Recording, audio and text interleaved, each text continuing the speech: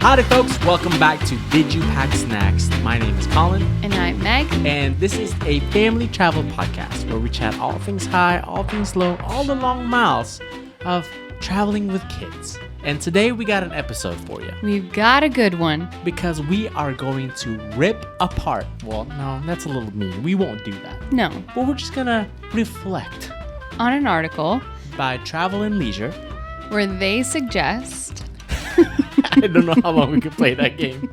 Where they suggested the ultimate vacation to take in every decade of your life, starting in your 20s. Yeah, and we're just using it for inspo. We're going to read what they have to say, maybe offer our own suggestions. But let's be real. When we're looking forward to the 40s, the 50s, and beyond, we don't have insight. We just have suggestions because we haven't hit those decades yet, We just have opinions. We just have opinions. Right.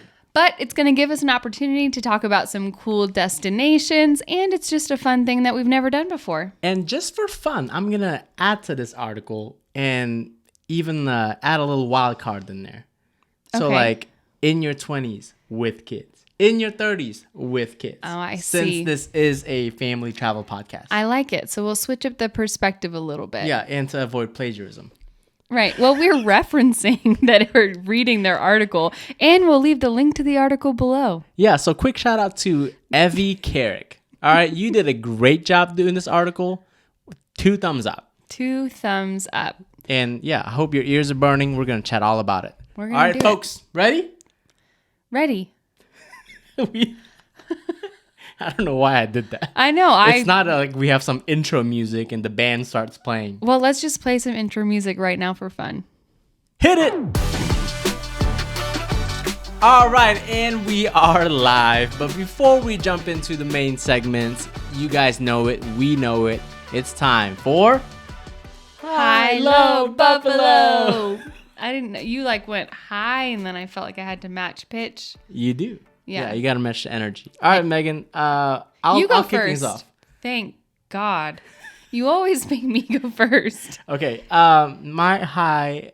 So for those of you who are just now tuning in, and you've never listened to our shows before, we do a high-low buffalo at the top of the show, which high-low is explanatory.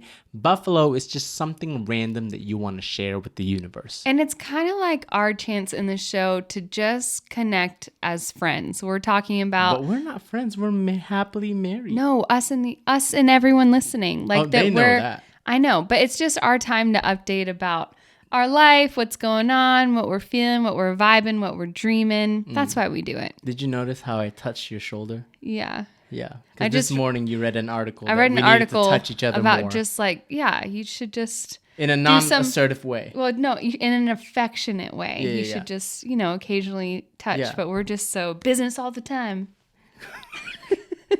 Really? No, Your but business all the time? oh my gosh. Back to I you, feel like Colin. I'm business all the time, Right, that's what I meant. which is my weakness. Yeah, that's what I was referring to you, not myself. Okay, cool. Well, I will begin. Okay, Cool. If y'all are just listening to this, I'm touching her shoulder saying, I will begin. you can stop That's now. touch number 4 of the day. All right. All right, 8 more to go. Because you got to hit 12. Okay, my high-low buffalo. My high is that I have some travel shows right now. We've mentioned it before, but Eugene Levy is back on Apple TV Plus with season 2 of The Reluctant Traveler, where he goes to he hates traveling. That's the preface. But premise. English is hard. The premise of it is that he hates being out of his comfort zone. Therefore, he will only travel to new places if he stays in the most insanely luxurious places. So he does that, and then when he gets to his hotel, he then pushes himself to do something a little bit out of his comfort zone, which I would be happy if my narrative as a human turned into Eugene. I know. He's doing good for himself. Yeah, way to go. But he's got season 2 up. He's got a new episode on Sweden and Scotland, and then more coming every Friday. But then my man Phil Rosenthal just launched season 7 of Somebody Feed Phil. And these are like old man shows with like old man humor, but like I'm here for it. They're so comforting, and they're very, I don't know, they're just very depictive of they depict the places that they visit really well. Yeah. Because when we travel, we reference the places that Phil eats. Oh, yeah. And most of the time we'll try to hit one or two because, I don't know, he always finds the best food. Yeah, and a lot of, we watch a lot of YouTube, we watch a lot of shows, and a lot of times people go there and they assert their personality into the place, and they just kind of like are along for the ride in there with a lot of personality, but they're not like overpowering anything. You know? They're highlighting the place, which is what makes them great hosts, which is why they have television shows. Anyways, that's my high. My low is, are there any Pokemon fans out there? And the crickets are chirping. Oh man. Well, I bet people, if anyone's listening with kids, I bet you've got some 12 and unders going. Okay, Me. I'm just gonna say it really fast, and then I'm gonna move on. Okay. Okay, I'm playing Pokemon Leaf Green. I have been building up to this moment to catch a legendary Pokemon. Wow. His name is Articuno. I've caught him many times as a kid, so I was like, yes, can't wait to have him again. And then I accidentally killed him, and there goes my chance. Okay, all right, moving on. Wow, Colin is a big nerd. That was so cute of you. I don't have a buffalo this week. Nothing. Nope, nada. Maybe I had it, but now I'm too focused and insecure about my Pokemon obsession. But moving on. Okay, well, I'll take it from here. My high of the week was, well, I'll just do a birthday recap because for those of you that didn't know, last week I turned a year older and I love my birthday. 29 looks good on you, Meg. 29. It's like, what, my 7th anniversary of 29 or something like that. Anyway, it was a great day, and I feel like Colin was really thoughtful, went out of his way. Like, what kind of stuff did I do? I mean, you decorated our little special place in the house. That I did. Made a good breakfast. Mm-hmm. Wasn't just any breakfast. It was These like homemade rolls with like a bacon, egg, and cheese sandwich on homemade but bread. what was the theme? He said it was a Taylor Swift breakfast, but he literally just handed me the plate, coffee, and then pressed play on This Is Taylor Swift.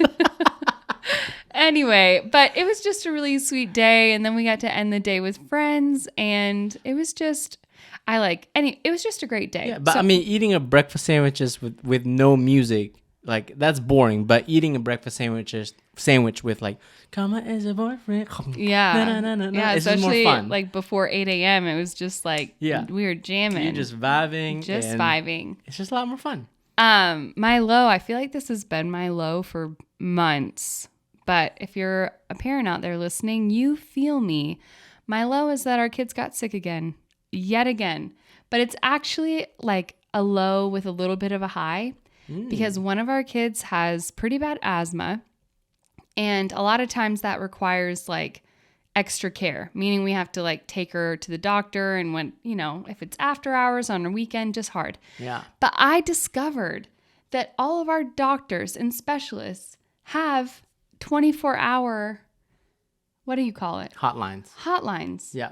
And this sounds like it shouldn't be revolutionary, but when you call their office after hours, it just says that it's going to send you to the answering service. So this time I was just like, well, I'll ask the answering service if there's somebody on call. The janitor might know something. Well, I don't know. And everybody was on call. And anyway, so that was like the high of this situation is that we got to treat her at home because I felt really equipped by the doctors on call. Shout out to them. I apologize profusely for calling them late at night on a weekend.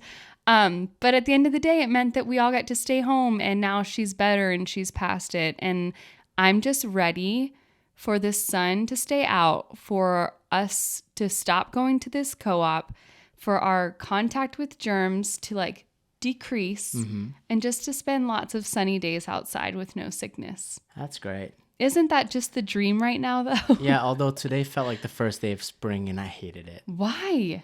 Babe, did you not? Well, and our grass got cut, so like the air was just like... No. You can't, because we can't complain about every season.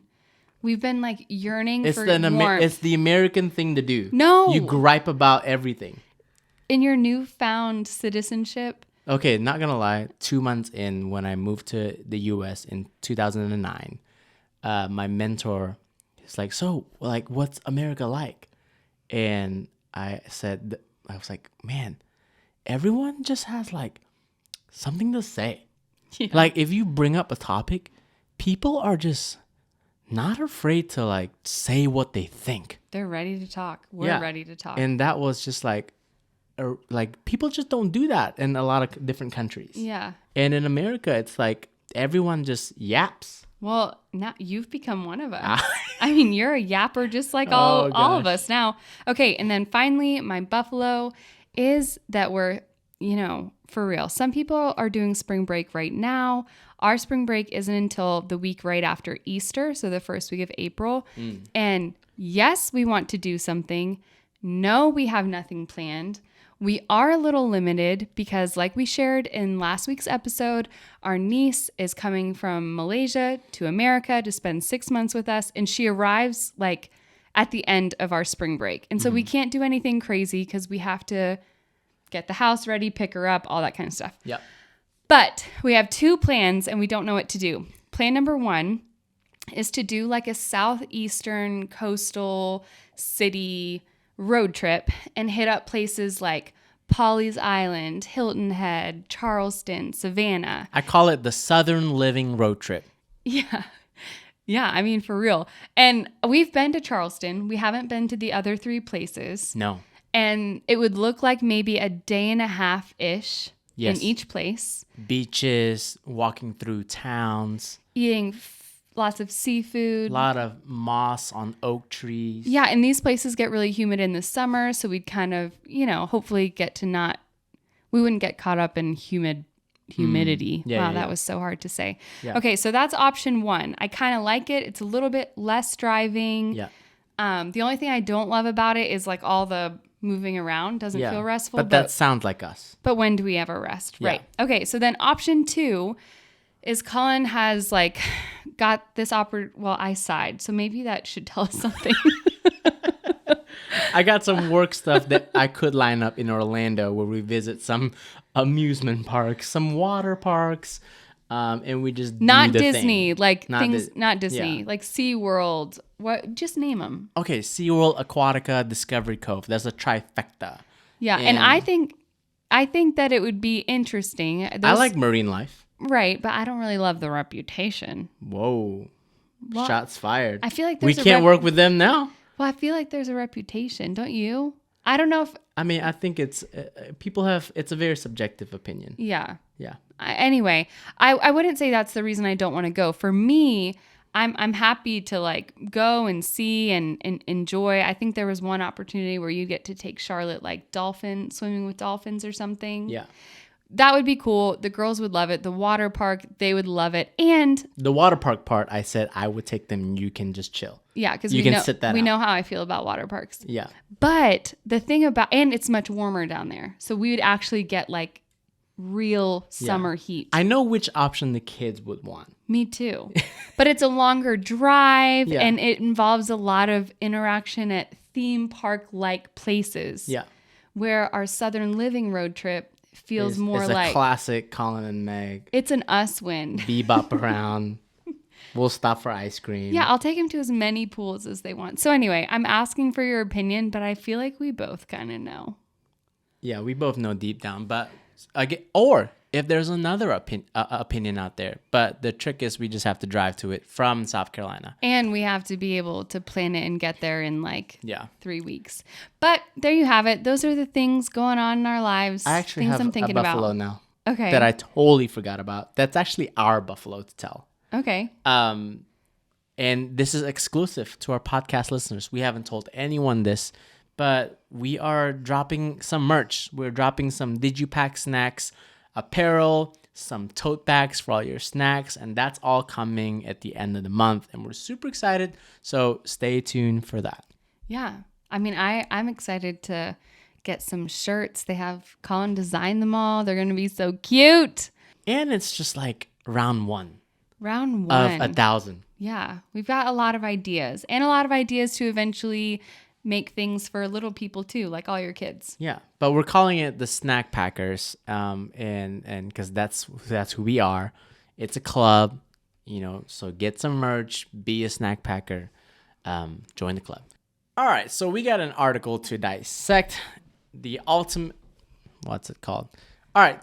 So we have an article to dissect. Again, this is a travel and leisure article that we just read, and we were like, man, let's stop reading because this is just too much good info and just good tea to chat about. But it's the ultimate vacation to take in every decade of your life. Starting in your 20s, they suggested that you should go to the beautiful nation of Costa Rica.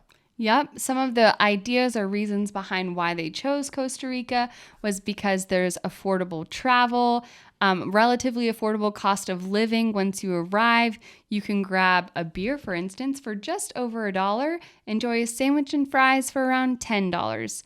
They also said that if you're traveling with friends, renting a house on the beach is very affordable, and you get to be transported into the jungles, see exciting wildlife like sloths, spider monkeys, colorful birds, and even jaguars. I didn't know jaguars were in Costa Rica. First of all, it's jaguars. What's the difference in how we just said that? Okay, you say it. Jaguars. It's a jaguar. You can't hear it? I mean, I'm adding a W. You're spelling it like Jaguire, like it rhymes with Maguire. You said jaguar. What does your word rhyme with? Jaguar? What does it rhyme with? Nothing else. Jaguar. Jaguar. Okay. You wanna end up here? Did you know that they were in Costa Rica? No, Megan. I did not. I knew there were sloths, spider monkeys, all that stuff, but not jaguars. Yeah. And then there are also, of course, lots of adventures. You can hike many of the volcanoes, zip line through the crowds, and end up in a hot springs. I think that this suggestion hit the nail on the head. You think so? I do. I think so because although I will have something to say about this because we went in our Well, you are American now. I'm going to yap about it. I have an opinion about everything. But yeah, Costa Rica, when we went, I found that it wasn't exactly the cheapest. Okay. Like when we rented a car, it was expensive. I found that the like excursions were also a little bit pricey. But I can see how in your 20s, you're not married, you got a good job and you're just, whatever, or who knows? We were also experiencing it with kids and having a level of like, we stayed in nice hotels. I've seen young people go that are staying in like homestays, hostels, but like bougie hostels. And then they obviously don't rent a car. They use local transportation. Right. Yeah. And so remember, this is like 20s, wild and free. Yeah. And so I think it's fun. Like, yes, the beaches are free. Like, you don't have to, it's not like a Mexico where like every grain of sand, there's someone there to like, oh, parking's $5. Right. It's really carefree. That's the vibe of the country that we got when we were there. Everything was just chill. And it felt like a grand adventure. And so I think if you're traveling from the continental United States, it is a relatively short flight to get such a different culture. Mm-hmm. You know what I'm saying? Yeah. There's a huge payoff. What you're seeing, what you're experiencing, what you're tasting. Right. And so I do think that for all of those reasons, I would agree. Yeah. And I will say the same thing for all of Central America, really. Mm-hmm. Like, it is just short flight, but man, you are instantly immersed in somewhere totally different. Right.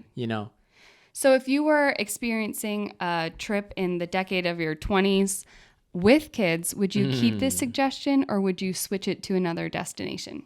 I would still keep it. I think Central America is great because, again, like what it said, like flights are so cheap. Like you can get to Liberia or San Jose for like in the 200s. Yeah. Same as like a Guatemala, a Panama, well, maybe not Panama, but like a Belize, all those places.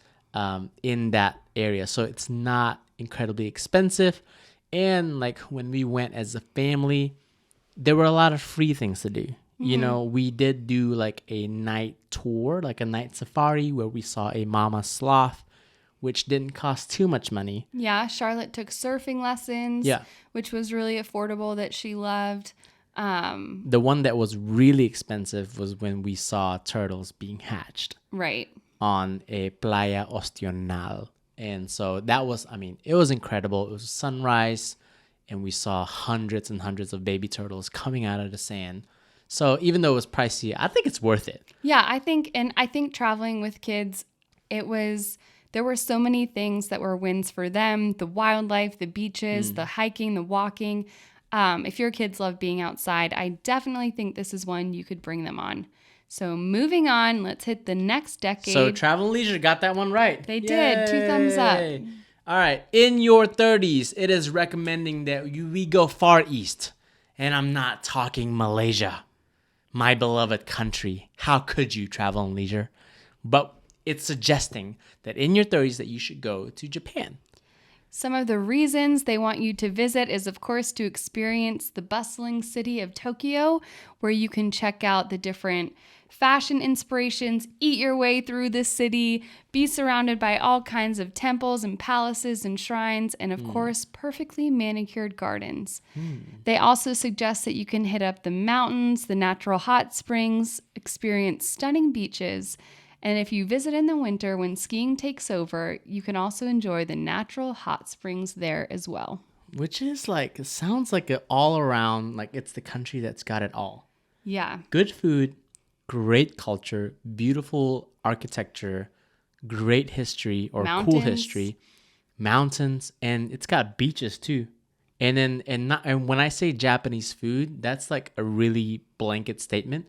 Each region has their own little twist on, food, and so you want to try them all. Yeah, and I think this being named as the place to visit in your 30s is accurate because I do feel like it's elevated a little bit, having an appreciation for culture and food. You're a little more adventurous. Yeah, you're a little more adventurous. You want to get farther away, but also Japan is so uniquely them that I feel like, I don't know, there's an understanding and appreciation of other cultures that I have in my 30s that I don't necessarily think that I had in my 20s. Right. And for obvious reasons, it does cost a little bit more. So now you can afford the plane ticket. Now you're making some money, You can afford the J Pass to get around the whole country on a bullet train. Right. You can afford, eating at the 7-Eleven for like $2 rice thingies. Man, what are those called? It's leaving my mind. Or you can go eat at omakase and drop money on some amazing courses, or go to a ramen bar. And so it's more fun to go. Like, you don't want to go to Japan and just eat egg sandwiches, even though the egg sandwiches there are really great. But you want to, if you're there, you want to have the means, you want to save up and do it. But with kids. Well, I'm going to name and claim it first. Okay. Because we're still in our 30s. Okay. You're in your early 30s. Yeah. I'm in my mid 30s. Yeah. And so together that you're averages. You're in the Marge, medium and large, Marge. I'm 36. Boom! Shots fired. Well, it's fine. I'm 36. It's fine. Colin's 33. Oh, why'd you have to tell people? So we average 34.75 or something. Good math. I hope I just made it up. Yeah. I don't actually know. Somewhere around there. So I'm saying we've got a lot of our 30s left to name this trip, to take it. We have not been to Japan and we really, really want to go. Yeah. With kids, without kids, probably with kids because where else are they going to go? Yeah. But because it's more expensive to get a babysitter. Yeah. So anyway, I want to experience this. So again, I think Travel and Leisure hit the nail on the head because this is a place that in my 30s, I want to visit. And when I go, I think I want to spend I want it to be a 10-day minimum trip. Yeah. I want to be there for a while. Yeah, actually, I'm going to be getting over jet lag. Let's do a 2-week trip. Okay, but thinking about Japan with kids though. Yeah. Can't speak to it.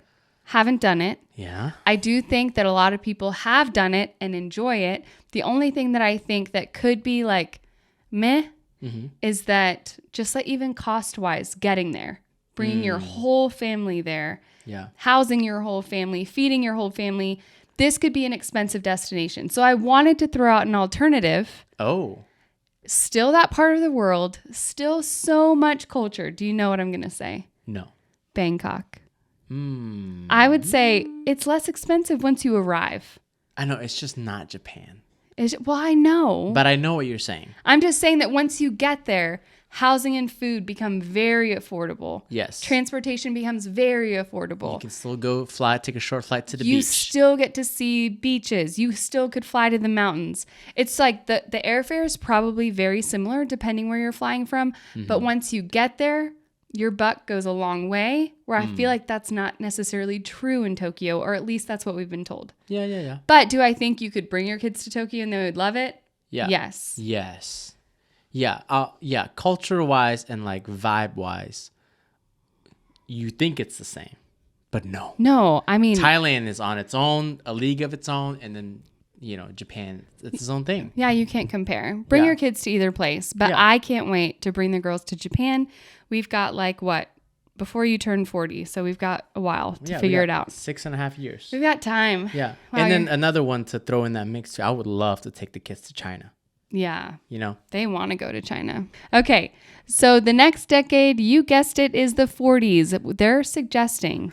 I hope you can do math. After your 30s, it's got to be the 40s. It's got to be the 40s. God, glad I guessed that one right. They're suggesting the country of Peru, specifically visiting Machu Picchu. Why do they say that, Colin? That is so funny. I feel like this article has been eavesdropping on us because every single destination has been a place that we want to go to or have been to. Yeah.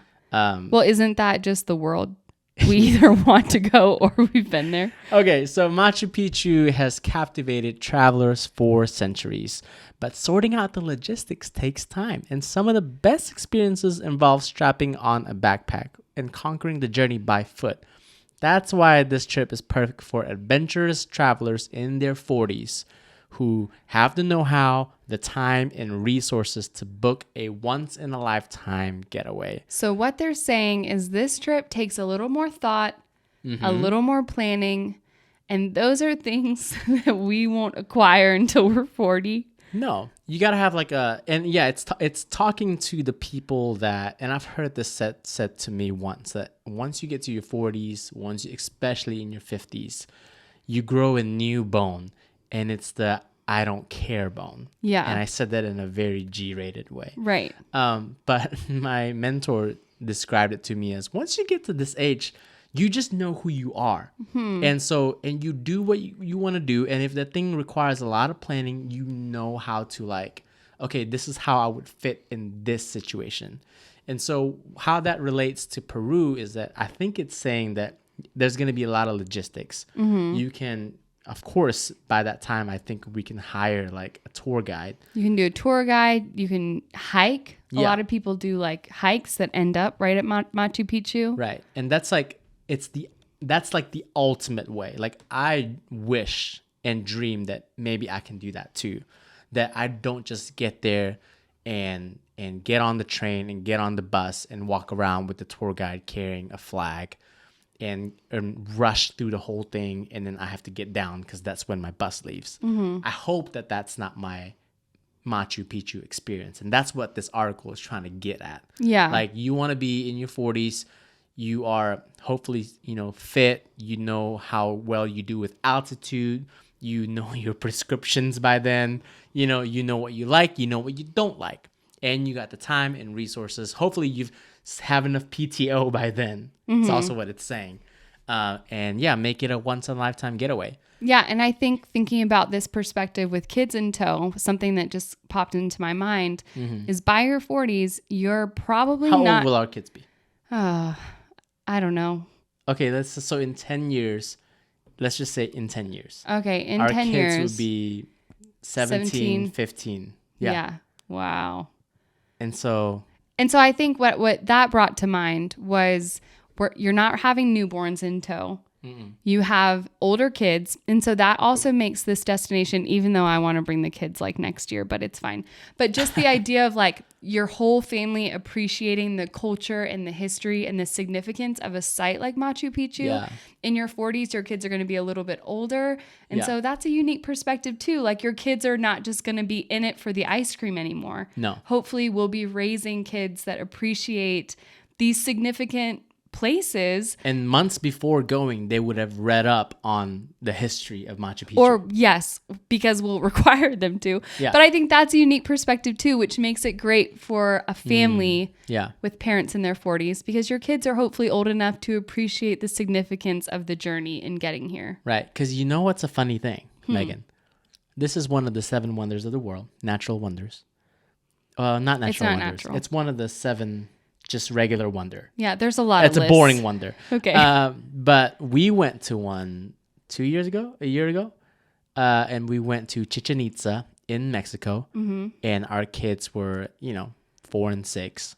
And the way they appreciated that versus a 15-year-old, 17-year-old would is very different. Now, I don't regret going when they were 6 and 4. They had no idea of how significant it was, but it's still cool. As parents, to be able to go there and give your kid that experience and be able to look back at it. I mean, it's still special. That's not what I'm saying, but I do think it's a different level. There'll be more depth to it. You know, the things that we appreciate about a place, hopefully we're raising young people that will appreciate that too. And then just to add to Peru, because when I get to Peru, I'm not just doing Machu Picchu, right? I'm gonna go stay at a resort. I read about this resort that's in the Inca Valley that has its own shuttle to the town of Lima, and then you hop on a luxury train, and then you do all that. So that's what I want to do. I want to get on that, bougie train, sip on a hot tea. Where does the train take you? From I don't know where to, but it ends up in Aguascalientes, which is the gateway to Machu Picchu, the town underneath Machu Picchu. This is my husband. I didn't mean to interrupt you, but you read articles for fun. Yeah. And then you retain this information. I'm telling you, the name of a city that you've never been to because you read an article one time. And now this experience is ingrained in your mind. This is why he loves travel so much. It's just he consumes it and retains it. Meanwhile, if this article wasn't in front of me, I'd be like, what is the capital of Peru? Yeah. I mean, I think I would know that. But you know what I'm saying? Lima, right? Yeah. Okay. But I just mean the way that you retain random cities that a luxury train takes you to is wild to me. So 40s to Peru. That sounds like a lot of fun. Even though we've mentioned it a lot in previous episodes that deals to Peru happen all the time. So you could take your kids right now. Please don't wait until they're older if the right time is right now. If the right deal and you got points and miles and you really want to go to Peru, go do it. Go do it. I'll do it with you. We're not stopping Take you. me along with you. I want to go. All right. The last one, right? They just did. Yep. Oh, no, there's 2 more. There's 2 more. Okay. So in your 50s, they suggest going to the Galapagos Islands. Are there any jaguars there? Wait, did you say it my way or your way? Oh my gosh. Do you have a hearing problem? This is just like Wyoming and Wyoming. This is such a great intro to in your 50s. So, okay, it's funny because the article here says, pack your hearing aids. No, it doesn't. I'm just joking. Okay, so the Galapagos Islands, it says, it's not a secret. Until you visit for yourself, it's hard to know how special this place is. It's really protected thanks to the efforts of the Galapagos National Park and the Marine Reserve. Everything is still relatively untouched. To experience the islands, you'll need to book a tour and spend several days living off a boat, which is why a small-scale luxury yacht with an onboard naturalist is well worth the extra costs. And side note, why you have to wait in your 50s to go because you're paying for a luxury yacht. Seriously, can we just paint the picture of if you went in your 20s, what that looks like? Yeah, you'd be living in a hostel right on the shore. You go on day trips. You'd be snorkeling with your $20 snorkeling kit that you bought at Walmart before you left. With that, or you're just sharing germs with strangers. Yeah. And then you're going to be hungry and dehydrated. And then your cheap GoPro is going to fall into the ocean. But you're probably going to have an incredible time because you're living in a bathing suit in a warm climate with really cool marine life all around you. You know what? It still sounds fun. It sounds fun. I don't know what this article... Well, I do... Who is this article written for? I mean, everything's been expensive. No, but that's true. I will say the expense is increasing with each decade. So I think that that's fitting. That's what it's saying. But I do feel like it's inspiring because for somebody that might come across this article and be scrolling through, these are like suggestions that I feel like are really off the beaten path. Yeah. They're not suggesting going to, I don't know, Disney. Paris or London, you know? So I think this is really cool. And I would really commend somebody in their 50s going on a luxury yacht to look at the marine life. That's not what I would do. What would you do? Actually, because I just do not like iguanas. Yeah. I love the sea lions part. I love the penguins. I love the turtles. All that. Love. But I do not like iguanas. So my alternative would actually be a luxury safari in Africa. Okay. How good does that sound? That sounds really good. I think I would agree with that. Or in a luxury fishing trip where you can also see grizzly bears. Like in Alaska. Yeah. Yeah, that would be sick. Yeah. Not hating on the Galapagos though. Okay. Because it's not somewhere that you want to visit. Yeah. Is that true? That Yeah, was a no. question. Yeah, I actually do not want to go simply because of the iguanas. Isn't that weird? That is kind of weird. It's a bucket list for so many people. So many people. I just do not I like still iguanas. think it's really beautiful, and I would love to go. I think this suggestion is a great one. But if you were to ask me if I was going somewhere and I had to spend a little bit more money and either go on a luxury yacht or go to a luxury safari camp in the Masai Mara in Kenya, I'd choose the safari camp every time. And that's why I love you. Yeah. And again, both of those trips and excursions can be fit for kids. Do I think kids would probably enjoy a safari more? Yes, but that just is our kids. They're not necessarily the ones that you can find like free diving in the water with a scuba mask. So it might be a little harder for them to enjoy like the wealth of animal life around them. Also, nausea me would just hate Oh yeah, living that on a boat. actually is why this is your nightmare. You're right. Now that I think about it, You can't do water. I'm not going to sleep on a boat. No, I don't care how many thread count sheets there are. Right. Yeah. How many thread counts are in the sheets? Yeah. No. Yeah, I get it. Yeah, I want to be on ground. Okay, so if you're like dealing with the nausea thing like Colin, skip Galapagos Yeah. and head straight to the Masai Mara. Yeah. And I would think if you have little kids, middle-aged kids, teenagers, or like at this stage, if you're in your 50s and your kids just got married, you're empty nesters now, the kids ain't coming. Yeah. All right, kids ain't coming. You do you. They want to come, they pay the ticket. They pay the ticket. I'll pay for the free Wi-Fi on the flight, but that's it. Wow. Yeah. All right. So for time's sake, we're going to end in the decades of the 60s. Yep. The suggestion is to head to France, which I think is really beautiful. And they actually do suggest going to Paris. I just said that they left that out, but they do. But not only Paris and experiencing the Eiffel Tower, but also experiencing different Michelin star restaurants. Ooh. And then heading down south where you'll be able to catch fish, Renaissance architecture, and drive further down and it'll put you in coastal towns with even better wine. They also suggest a bunch of cities that you can visit, exploring and strolling lavender fields. Do you guys notice how Megan is purposefully not saying the names of all these places? The article is literally packed full of the actual city to go to, but she's so scared to mispronounce it. So let's do that over. So from Paris, you're going to go to the Palace of Versailles. You're going to enjoy some Michelin star restaurants. You can even get down to the coast in Bordeaux, where you enjoy great food and better wine. Then you can go to Biarritz, and that one I don't know how to pronounce, to the French Riviera. And then you go to Saint-Tropez and Cannes. And French has got it all. From the Alps to the lavender fields to the coastal towns. It's got it all. I'm crying because you called me out.